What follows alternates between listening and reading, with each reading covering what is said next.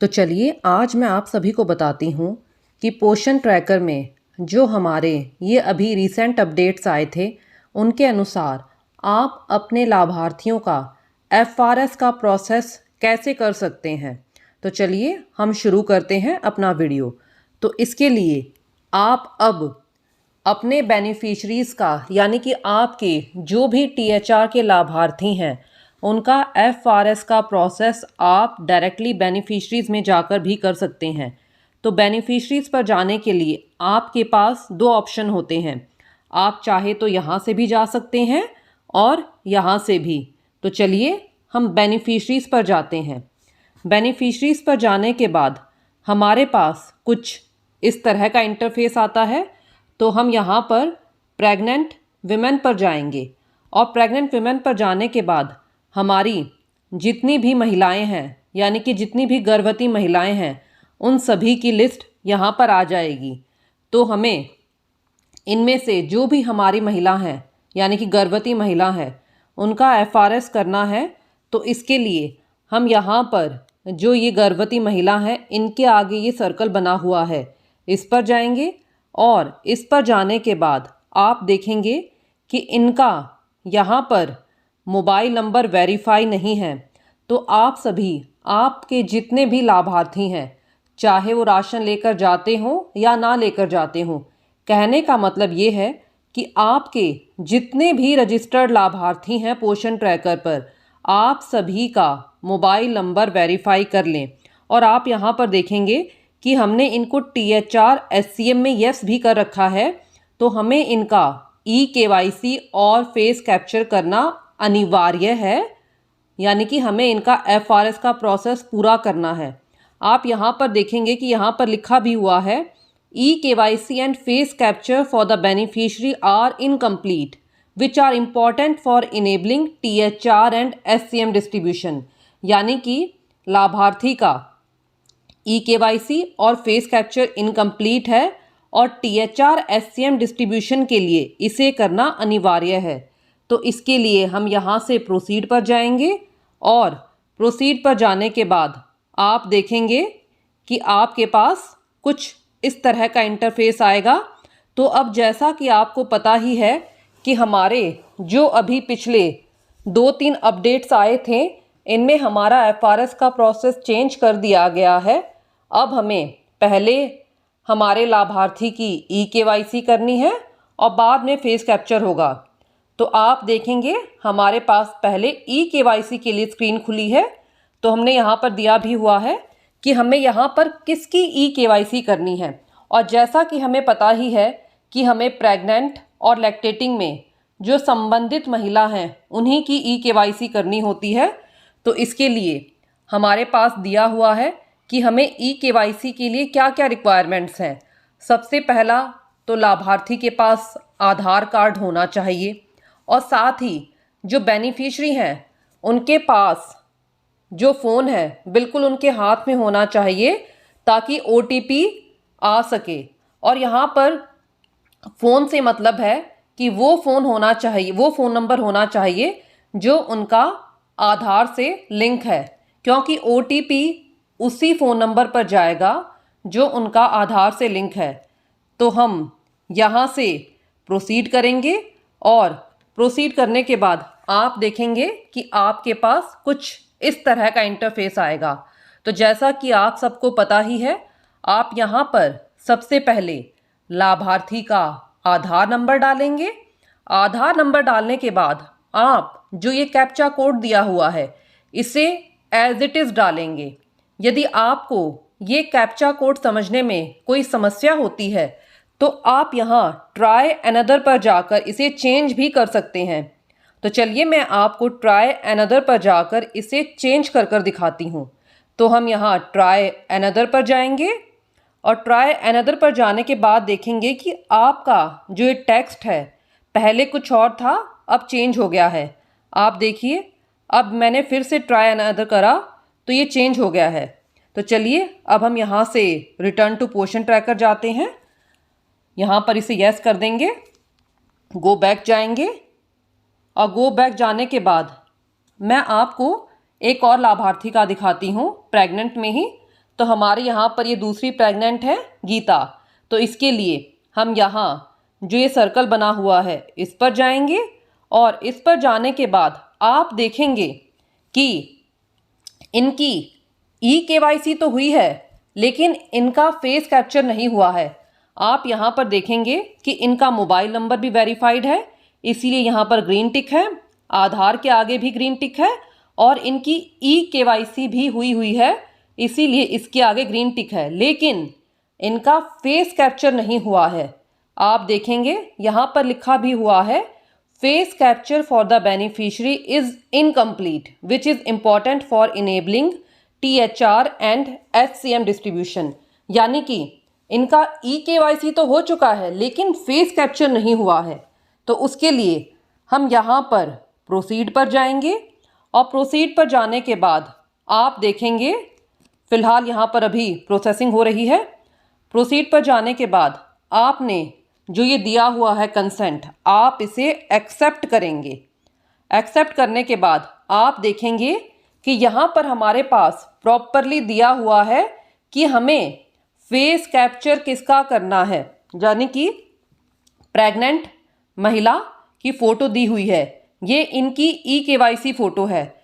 तो face capture करने के लिए आपको पता ही है कि आपको क्या क्या प्रिकॉशंस का ध्यान रखना है, क्या क्या प्रिकॉशंस लेने हैं, यानी कि जब भी आप किसी भी लाभार्थी का फेस कैप्चर करेंगे तो पीछे का बैकग्राउंड बिल्कुल क्लियर हो, प्रॉपर लाइट हो, कोई भी शेडो ना हो, लाभार्थी का फेस स्ट्रेट हो, आईज ब्लिंक करवाएं। तो हम कैप्चर फेस के लिए यहाँ पर कैप्चर फेस पर जाएंगे और जैसे ही आप कैप्चर फेस पर जाएंगे आपके फ़ोन का कैमरा ओपन हो जाएगा। तो आप इस तरह से अपने लाभार्थियों की फ़ोटो ले सकते हैं। तो फिलहाल हम गो बैक जाते हैं। गो बैक जाने के बाद अब मैं आपको हमारी लैक्टेटिंग में एक दो महिलाएं हैं, मैं आपको उनका बताती हूँ। तो हम यहाँ लैक्टेटिंग में जाएंगे और लैक्टेटिंग में जाने के बाद हमारी जितनी भी महिलाएं हैं, यानी कि जितनी भी हमारी लैक्टेटिंग मदर्स हैं, उन सभी की लिस्ट आ जाती है। जैसा कि आपको पता ही है कि यहाँ पर हमारी सभी हमने जितनी भी रजिस्टर करी हुई है उन सभी की लिस्ट आती है, चाहे वो SNP लेकर जाती हो या ना लेकर जाती हो।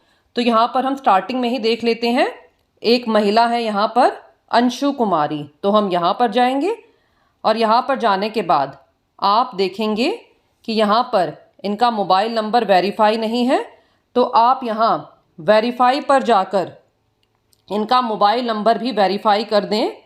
तो हम वेरीफाई पर जाएंगे और वेरीफाई पर जाने के बाद आप देखेंगे कि आपका ये मोबाइल नंबर तभी वेरीफाई होगा जब इस नंबर पर OTP जाएगा। तो वेरीफाई करने के लिए लाभार्थी के जो ये फ़ोन नंबर है इस पर OTP जाएगा, आप रिक्वेस्ट OTP करेंगे और उनसे OTP लेकर डाल देंगे। और मैंने इसका वीडियो डाला हुआ है तो आप वहाँ से देख सकते हैं। और मैंने ये वीडियो भी डाला हुआ है, यदि आप किसी लाभार्थी का फ़ोन नंबर चेंज करना चाहते हैं तो आप उसे चेंज कैसे कर सकते हैं। आप यहाँ पर ध्यान दें, मैं जो फ़ोन नंबर चेंज करने की बात कर रही हूँ वो लाभार्थी के प्रोफाइल में फ़ोन नंबर चेंज करने की बात कर रही हूँ। आप यहाँ पर इससे कंफ्यूज ना करें कि मैं आधार में फ़ोन नंबर चेंज करने की बात कर रही हूँ, क्योंकि आधार में यदि आपको अपना फ़ोन नंबर अपडेट करवाना है तो उसके लिए आपको कॉमन सर्विस सेंटर पर जाकर ही चेंज करवाना पड़ेगा। तो फ़िलहाल हम यहाँ से बैक जाते हैं और बैक जाने के बाद आप देखेंगे कि हमारी जो ये महिला हैं इनकी ना तो eKYC हुई है और ना ही फेस कैप्चर हुआ है। यहाँ पर लिखा हुआ है eKYC and face capture for the beneficiary are incomplete which are important for enabling THR and HCM distribution. तो यानी कि हमें इनका eKYC भी करना है और फेस कैप्चर भी करना है। आप देखेंगे हमने इन्हें THR HCM ऑप्शन के लिए यस किया हुआ है और जिन भी लाभार्थियों को हमने THR HCM के लिए यस किया हुआ है उनका हमने FRS का प्रोसेस, FRS यानी कि फेशियल रिकॉग्निशन सिस्टम, जिसके अंतर्गत हमें पहले लाभार्थी की eKYC करनी है और फिर हमें लाभार्थी का फेस कैप्चर करना है। तो इसके लिए हम यहाँ प्रोसीड पर जाएंगे और प्रोसीड पर जाने के बाद आप देखेंगे कि आपके पास कुछ इस तरह आएगा। और जैसा कि आपको पता ही है कि प्रेग्नेंट और लैक्टेटिंग में हमें जो संबंधित महिला है उन्हीं का ही EKYC करनी है और फेस कैप्चर करना है। तो हम यहाँ प्रोसीड पर जाएंगे और प्रोसीड पर जाने के बाद आप यहाँ पर पहले लाभार्थी का आधार नंबर डालेंगे, फिर ये कैप्चा कोड डालेंगे। तो चलिए हम यहाँ पर रिटर्न टू पोषण ट्रैकर पर जाते हैं, यहाँ पर इसे यस करते हैं, यहाँ से हम गो बैक जाते हैं। तो चलिए अब हम 6 माह से 3 वर्ष के लाभार्थियों में देखते हैं, जिसमें कि आप सभी सबसे ज़्यादा गलती करते हैं। तो इसके लिए हम 6 मंथ टू 3 ईयर में जाएंगे और 6 मंथ टू 3 ईयर में जाने के बाद यहाँ पर हमारे जितने भी रजिस्टर्ड बच्चे हैं उन सभी की लिस्ट आ जाएगी। तो हम यहाँ हमारा पहला ही बच्चा है आरव, इस पर जाएंगे। इस पर जाने के बाद आप देखेंगे कि इन बच्चे का ना तो मोबाइल नंबर वेरीफाई है और ना ही इनका FRS का प्रोसेस हुआ है। EKYC and face capture for the beneficiary are incomplete, which are important for enabling THR and SCM distribution। जैसा कि आप देखेंगे कि हमारे ये लाभार्थी हैं, ये THR SCM ऑप्शन में यस हैं, तो हमें इनका FRS का प्रोसेस पूरा करना पड़ेगा। तो हम यहाँ पर प्रोसीड पर जाएंगे और प्रोसीड पर जाने के बाद आप देखेंगे कि आपके पास कुछ इस तरह आएगा। आप यहाँ पर देखेंगे कि हमने इन बच्चे को माँ के आधार से ऐड किया हुआ है, तो हमने इसमें माता का ही EKYC करनी है और फेस कैप्चर करनी है। तो इसके लिए आप देख भी लें कि यहाँ पर दिया भी हुआ है पेरेंट गार्जियन का नाम और उनके आधार के लास्ट के 4 डिजिट भी दिए हुए हैं। तो इसके लिए हम यहाँ प्रोसीड पर जाएंगे और प्रोसीड पर जाने के बाद आप पहले यहाँ पर आधार नंबर डालेंगे। आधार नंबर आप यहाँ पर जो बच्चे की माता है जिनके लास्ट के 4 डिजिट दिए भी हुए थे आधार के, उनका ही डालेंगे और फिर आप यहाँ से नेक्स्ट कर सारा प्रोसेस करेंगे। इसके बाद हम यहाँ से गो बैक जाते हैं। गो बैक जाने के बाद मैं आपको 1-2 केसेस का और दिखाती हूँ। हम यहाँ से बैक जाते हैं। हम यहाँ पर हमारे एक बच्चे हैं यहाँ पर देवांश, तो हम यहाँ पर जाएंगे। यहाँ पर जाने के बाद आप देखेंगे कि इनका भी मोबाइल नंबर वेरीफाई नहीं है और आप यहाँ पर देखेंगे कि इनकी EKYC हो चुकी है। वो हमें कैसे पता चला कि EKYC हो चुकी है? आप देखेंगे कि जो EKYC वाला ऑप्शन है उसके आगे डबल ग्रीन टिक है। इसका मतलब ये है कि इनकी EKYC हो चुकी है और वेरीफाइड है। आप यहाँ पर देखें कि इनका सिर्फ फेस कैप्चर नहीं हुआ है, तो लिखा हुआ है face capture for the beneficiary is incomplete which is important for enabling THR and SCM distribution. तो आप यहाँ पर देखेंगे कि हमने इन बच्चे को माँ के आधार से ऐड किया हुआ है, तो हमने फेस कैप्चर भी माँ का ही करना है। तो चलिए मैं आपको दिखाती हूँ। आप यहाँ प्रोसीड पर जाएंगे और प्रोसीड पर जाने के बाद आप देखेंगे,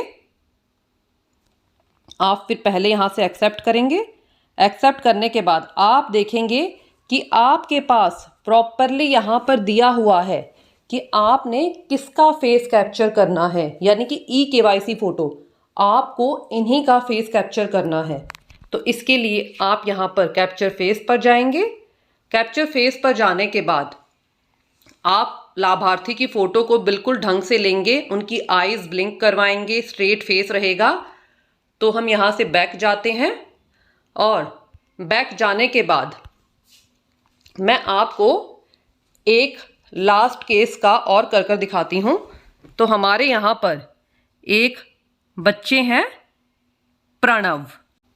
तो चलिए अब मैं आपको एक और बच्चे हैं प्रणव, उनका कर दिखाती हूँ। तो इसके लिए हम यहाँ पर अपनी लिस्ट में हमारे बच्चे हैं प्रणव, उनको देखते हैं। हाँ, तो ये रहे हमारे बच्चे।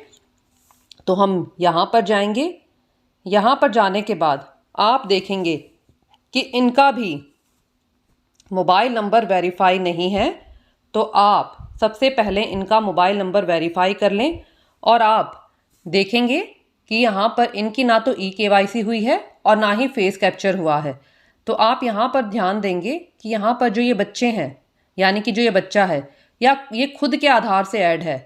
तो हम आगे देखते हैं। हम यहाँ प्रोसीड पर जाएंगे और प्रोसीड पर जाने के बाद यहाँ से हम प्रोसीड करेंगे और आप यहाँ पर ध्यान दें, जैसा कि आपको पता ही है कि यदि मैंने बच्चे को माँ के आधार से ऐड किया हुआ है तो मुझे माँ की ही ई-केवाईसी करनी है और फ़ोटो कैप्चर करना है, और यदि मैंने बच्चे को पिता के आधार से ऐड किया है तो मुझे पिता का ही ई-केवाईसी करनी है और फेस कैप्चर करना है, और यदि मैंने बच्चे को गार्जियन के आधार से ऐड किया हुआ है तो मुझे गार्जियन की ही ई-केवाईसी करनी है और फेस कैप्चर करना है।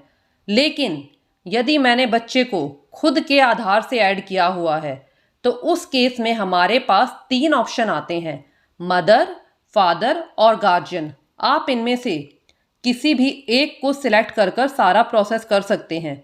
जैसे फॉर एग्जांपल यदि मैं मदर को सिलेक्ट करती हूँ तो आपको मदर का ही आधार नंबर डालना है और फिर आपको सारा स्टेप आगे करना है।